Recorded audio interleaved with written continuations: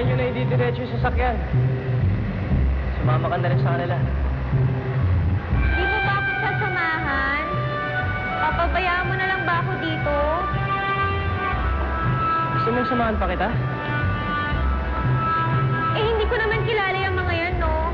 Baka mamaya kidnapin pa nila ako. Oh, yeah. As I was saying, Fredo, sobra talagang asikaso niya talaga dito kay Isabel. Enjoy na enjoy talaga sila. And you know, these things, they just go. I'm sure you had fun, Liv. Yes. Hindi na mauulit yun. Hoy, yeah. Di ba?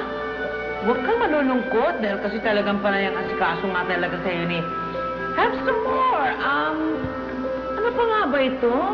Oo, di ba? It's really enjoyable. Carrot is very good for the body. Especially when you need the energy. Feeling mo, pag sinamahan kita, mapoprotektahan kita? Feeling hero ka naman agad. At least, kapag kasama kita, dalawa tayong biktima.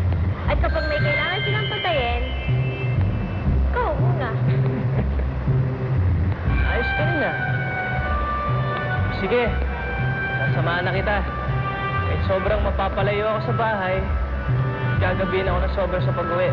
Sige na nga, iwan mo na ako. Ano ba naman sa'yo kung may mangyaring masama sa akin? Ang importante, makauwi ka ng maaga.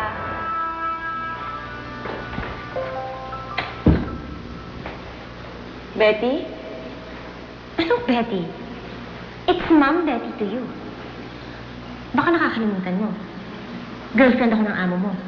Kaya dapat nagalangin mo ko, ha? Naiintindihan mo ba yun? Opo, Ma'am. Yun yung pala eh. Madali ka naman palang kausap eh. Akala ko kasi hindi ka lang pangit, bobo ka pa.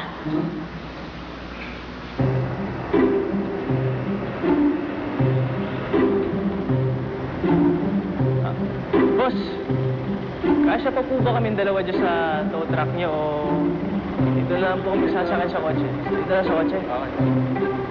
Na-guilty ang loko. In fairness, may itsura siya. Jologs nga lang. Pero cute siya.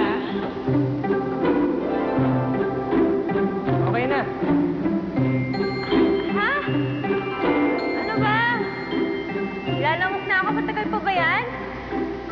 Ano? Na-hurt ka sa sinabi ko? Bakit? Hindi ka ba sanay na tinatawag na pangit? O baka feeling mo maganda ka lang? Siguro pinapangarap pa rin na magkakaroon siya sa'yo si Fredo. Siguro feeling mo may in love siya sa'yo. Ito mo nga yung itsura mo? Ha? Tingnan mo yung itsura mo? Pangit mo. Aray! Tingnan mo yung itsura mo! Pangit mo. Dapat ka lang masasang para matawagan ka. Isosa ka? Betty! Ginagawa mo kay Isabel? Wala. You owe Isabel an apology. We were just talking. Nakita ko yung ginagawa mo. Fredo, nagbibiro lang naman ako. Well, hindi ako nagbibiro. Mag-sorry ka sa kanya ngayon din. Betty, mag-sorry ka. I mean it. Sorry, Isabel.